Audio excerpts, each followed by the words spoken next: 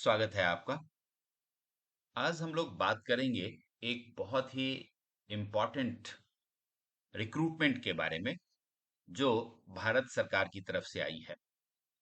और भारत सरकार के विभिन्न डिपार्टमेंट में, मिनिस्ट्रीज में 12th पास कैंडिडेट्स की जरूरत है। यानी कि जिन बच्चों ने 12th पास किया है या जिन बच्चों ने 12th का एग्जाम दिया है, वो भी इस जॉब के लिए अप्लाई कर सकते हैं।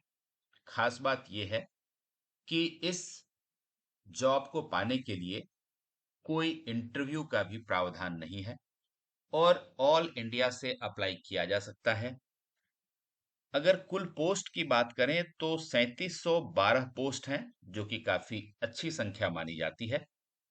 तो इतने बड़े वैकेंसी के लिए आज हम इस रिक्रूटमेंट वैकेंसी की चर्चा करेंगे। इसलिए आपसे अनुरोध है कि लास्ट तक धैर्य के साथ इसको देखें, इसके इंपॉर्टेंट पॉइंट्स को समझें और इस वीडियो को अपने रिलेटिव्स और दोस्तों के साथ शेयर भी कर दें। किसी को भी इसका फायदा मिल सकता है।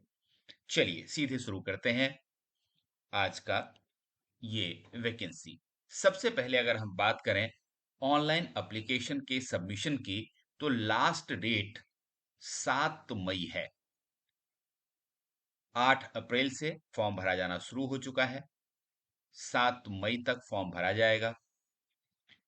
8 मई तक आप फी पेमेंट कर सकते हैं। फी बहुत ज्यादा नहीं है, इसके बारे में मैं आपको बाद में बताऊंगा। तो 8 मई तक आप ऑनलाइन फी पेमेंट कर सकते हैं। यदि आपको लगता है कि आपके फॉर्म में कोई गलत इंफॉर्मेशन चला गया है और किसी तरह के एडिट की जरूरत उसे है, तो 10 से लेकर के 11 मई के बीच में आप अपने फॉर्म को एडिट भी कर सकते हैं। इंटरव्यू नहीं होगा, लेकिन कंप्यूटर बेस्ड एग्जामिनेशन 2 टायर में होगा। एक पहला टायर और एक दूसरा टायर। जो फर्स्ट टायर पास करेंगे उनको सेकेंड टायर एग्जामिनेशन के लिए भेजा जाएगा और फर्स्ट टायर एग्जामिनेशन जून जुलाई 2024 में होने की संभावना है। अब इन पोस्टों की और उसके पे स्केल की बात कर लें, तो एक तो पोस्ट है 12th पास करने के बाद एलडीसी की पोस्ट, लोअर डिवीजन क्लर्क जिसे कहते हैं, जूनियर सेक्रेटारिएट असिस्टेंट जेएसए, और इसका पे लेवल 2 है। यानी कि बेसिक सैलरी जो होगी वो 19,009 से शुरू होकर 63,200 तक। इसके बाद डाटा एंट्री ऑपरेटर का पोस्ट है और इसका लेवल 4 है। यानी कि बेसिक पे जो है वो 25,500 से शुरू होगा और लेवल 5 तक, यानी कि लेवल 5 में अगर आपकी एंट्री होती है तो आपका बेसिक पे 29,200 रुपए से शुरू होगा। और डाटा एंट्री ऑपरेटर ग्रेड ए का जो पोस्ट है उसका पे लेवल है 4, यानी कि आपका बेसिक पे 25,500 से शुरू होगा। अब बात कर लेते हैं वैकेंसी की। मैंने आपको पहले भी बताया कि टोटल वैकेंसी 3712 हैं। 3712 वैकेंसीज कुल हैं और इसमें रिजर्वेशन की भी व्यवस्था है। आप देख सकते हैं कि आपकी जो कैटेगरी है उसके हिसाब से आपको रिजर्वेशन भी मिलेगा।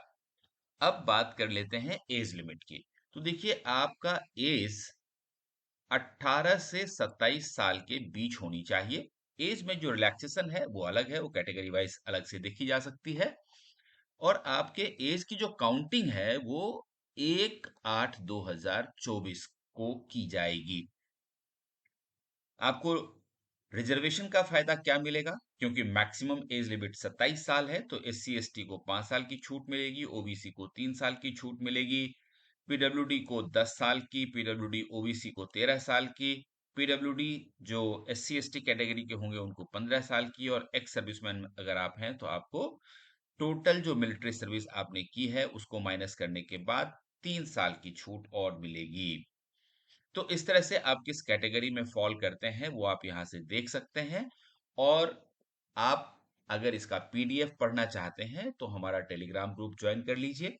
हमारे टेलीग्राम ग्रुप का लिंक आपको डिस्क्रिप्शन बॉक्स में सबसे ऊपर मिल जाएगा। वहां क्लिक करिए, टेलीग्राम ग्रुप का मेंबर बन जाइए और इस वैकेंसी के साथ साथ इससे पहले जितनी भी वीडियो डाली गई हैं उनकी पीडीएफ वहां आपको मिल जाएगी।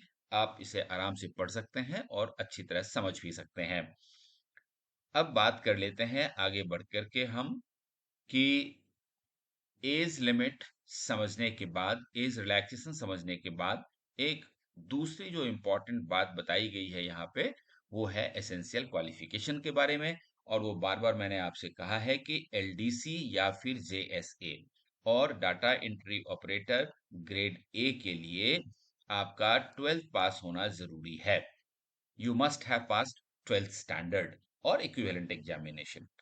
और 8.3 में ये बात कही गई है कि the candidates who have appeared in the 12th standard और equivalent examination can also apply, यानी कि इस बार जिन बच्चों ने 12th का एग्जाम दिया है वो यदि सेंट्रल गवर्नमेंट का जॉब चाहते हैं, भारत सरकार की नौकरी करना चाहते हैं, तो आप, रिजल्ट अभी तक नहीं निकला है लेकिन फिर भी आप अप्लाई कर सकते हैं।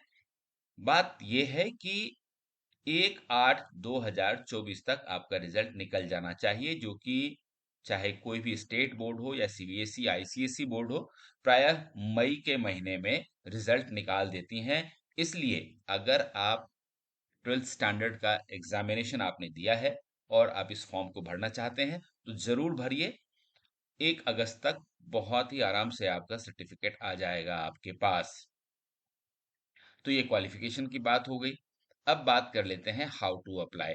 और हाउ टू अप्लाई से पहले मैं आपको ये बता दूं कि ये जो सारी पोस्ट हैं, ये देखिए, government of India, ministry of personnel public grievances and pension, department of personal and training की तरफ से निकला है। और स्टाफ सिलेक्शन इस एग्जाम को कंडक्ट कराती है, स्टाफ सिलेक्शन कमीशन।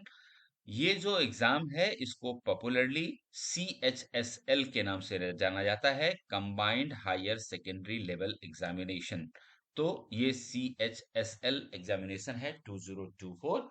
और भारत सरकार के अलग अलग मिनिस्ट्रीज में और डिपार्टमेंट्स में जो एलडीसी की जरूरत या डाटा एंट्री ऑपरेटर की जरूरत होती है या जूनियर सेक्रेटरी असिस्टेंट की जरूरत होती है, तो उसके लिए यहाँ से भर्ती किया जाता है। अब मैं आपको ये बता दूं कि इस एग्जाम के लिए फी कितनी लगेगी। तो ये देखिए, 100 रुपये फीस है। लेकिन अच्छी बात यह है कि वुमेन कैटेगरी, वुमेन कैंडिडेट चाहे किसी भी कैटेगरी के हों, उनसे एक भी रुपए का फीस नहीं लिया जाएगा, यानी कि वुमेन कैंडिडेट्स के लिए कोई फीस नहीं है। और SC ST, उसके बाद PWDG या फिर एक्स सर्विसमैन जो कैंडिडेट्स होंगे उनके लिए भी कोई फीस नहीं रखी गई है। सिर्फ इन कैटेगरी के अलावा दूसरे जो कैंडिडेट्स होंगे उनके लिए 100 रुपए की फीस रखी गई है, जो कि आप डेबिट कार्ड से, क्रेडिट कार्ड से, रुपे कार्ड से या फिर यूपीआई से आप पे कर सकते हैं 8 मई तक। अब एक बार मैं आपको स्कीम ऑफ एग्जामिनेशन बता दूं, उससे पहले सेंटर ऑफ एग्जामिनेशन की बात हम करें तो पूरे भारत से आप अप्लाई कर सकते हैं। इसलिए पूरे भारत में अलग अलग जगहों जगहों पे इसका सेंटर रखा गया है।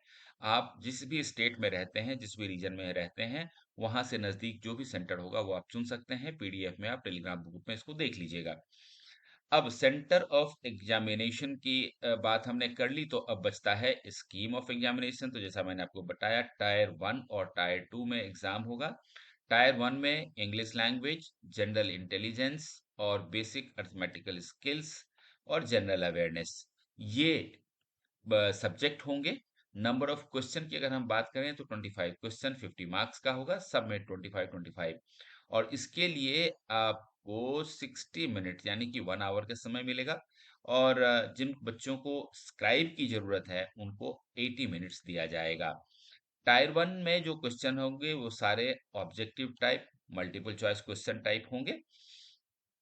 और नेगेटिव मार्किंग भी होगी, ये ध्यान रखिएगा। नेगेटिव मार्किंग जो है वो 0.50 मार्क्स का होगा फॉर ईच रॉन्ग आंसर। इसलिए कोशिश करिए कि आप सही उत्तर लिख पाएं। और जो बच्चे टायर 1 पास करेंगे उनके लिए टायर 2 एग्जाम होगा, जिसमें कि mathematical abilities, reasoning, intelligence, English language comprehension, general awareness, इस तरह के सवाल पूछे जाएंगे। सेक्शन 3 में कंप्यूटर नॉलेज का मॉड्यूल होगा। स्किल टेस्ट, जहाँ ज़रूरत है वहाँ टाइपिंग टेस्ट का मॉड्यूल होगा। तो इस तरह से ये टायर 2 का एग्ज़ाम कंप्लीट होगा और उसके बाद आपकी मेरिट लिस्ट बनेगी। तो दोस्तों, सीएचएसएल बहुत ही पॉपुलर एग्ज़ाम है और चूंकि वैकेंसीज काफ़ी अच्छी है, इसलिए इस फॉर्म को जरूर भरें और अपने एग्ज़ाम की तैयारी शुरू कर दें। All the best.